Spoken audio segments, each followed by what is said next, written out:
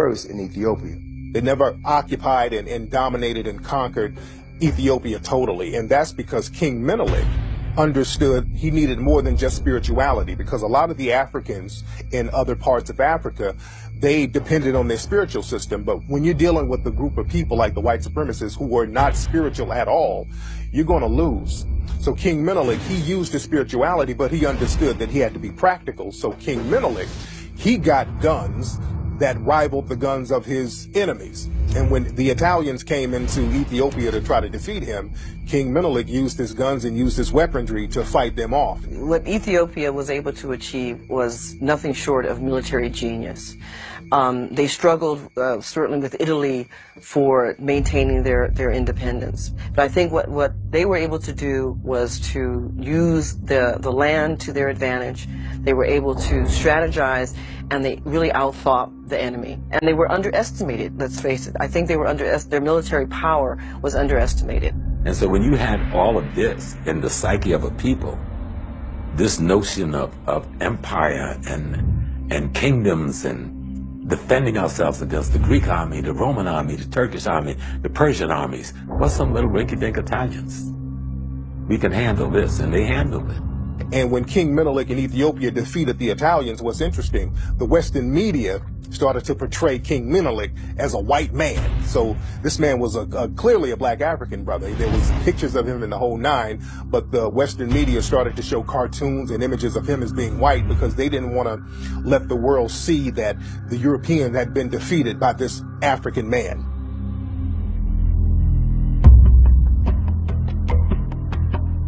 Traditional African religions, particularly the one from ancient Egypt and Sudan, venerated this idea called Ma'at. And Ma'at, roughly speaking, you could translate it as truth, as justice, as righteousness, as reciprocity. The problem is when you're being attacked by people who don't believe any of that, and you are trying to do the Ma'atic thing, they will beat you, unfortunately. And this is one of those harsh lessons that the black community is still to learn. The assumption that another group's view of humanity is the same as ours. The assumption that another group's understanding of divinity is the same as ours. The African moved from the premise that everybody was a brother, and thus should be treated and accorded that kind of brothership and brotherhood. The European moved from a position that what is mine, and what is yours is mine if I can take it. You had a war culture coming in contact with an agrarian culture. The war culture is always going to win because the war culture doesn't put any value on human life. And that means it has no barometer to how much death and destruction it will carry out. People talk about the greatness of Africa, and we see some of the great empires that we had over in Africa. And naturally, a lot of people will say, okay, if we had all these great empires, where did Africa go wrong? There's several situations that happened.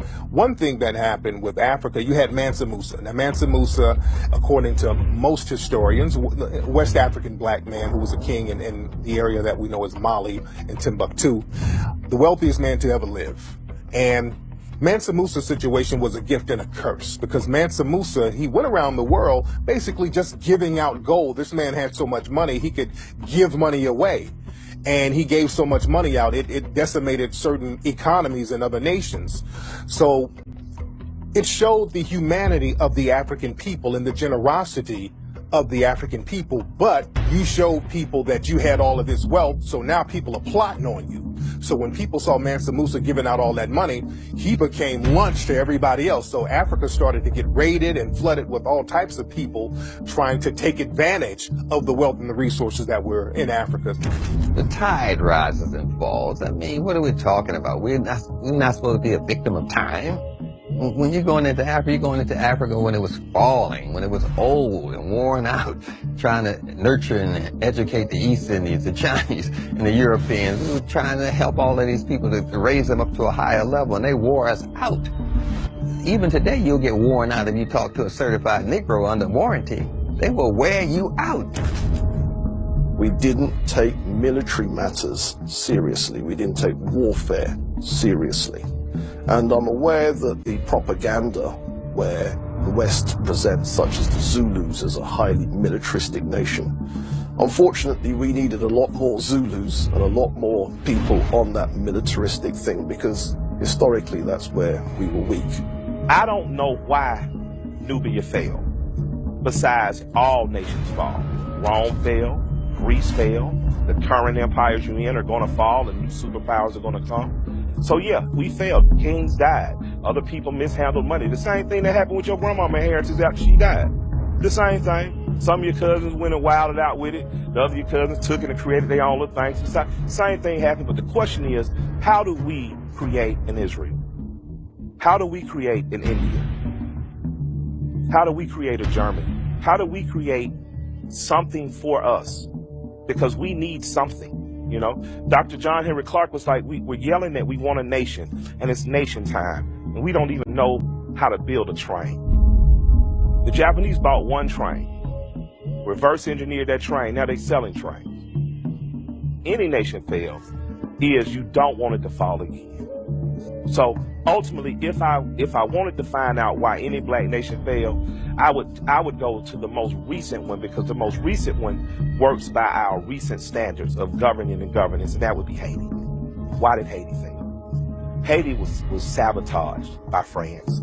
Haiti was looted, and she was sanctioned globally. Haiti offered any blacks anywhere in the hemisphere, from the Dominican Republic, the United States, if you can escape from slavery and get here, you're a free man and we protect the integrity of your freedom. That is what the anger against Haiti was about.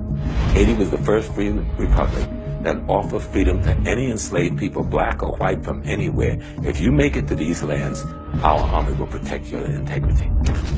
For 444 years of the European enslavement of African people, you had the best and the brightest of African people steadily taken out.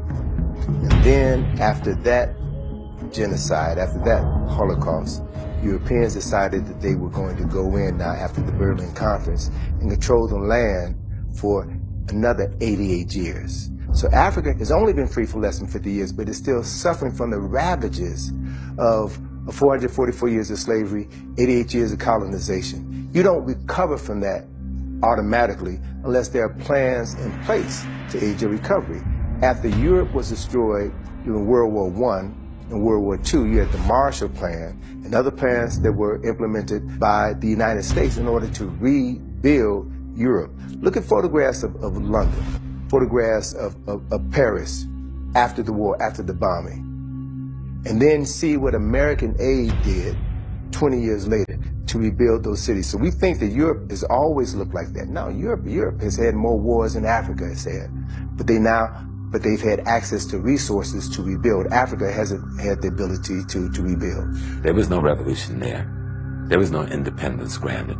All they were done was to make a few Negroes wealthy, and then y'all managed the apartheid poverty for us. But we'll keep all of our banks, we'll keep all of our mines, we'll keep all of our industry. We're not sharing nothing with you. We'll keep the best 80% of the farmland, and you can't even come into our little towns. There are towns in South Africa we don't know the names of. That's the most prosperous, most beautiful places in the world. White folks are retiring from Europe every day, especially the aristocrats going there to live. And they make us think South Africa is Johannesburg. Colonial powers of Europe left African nations. They took everything, even the light bulbs. They ripped up the train tracks. They said, if we're leaving, we're going to make sure that you won't be able to sustain yourself. And they destroyed everything. It's no different than what happened in America after emancipation. When they left, they destroyed all. Like Guinea is one of the classic cases. They even took the toilet paper. They took everything out of Guinea.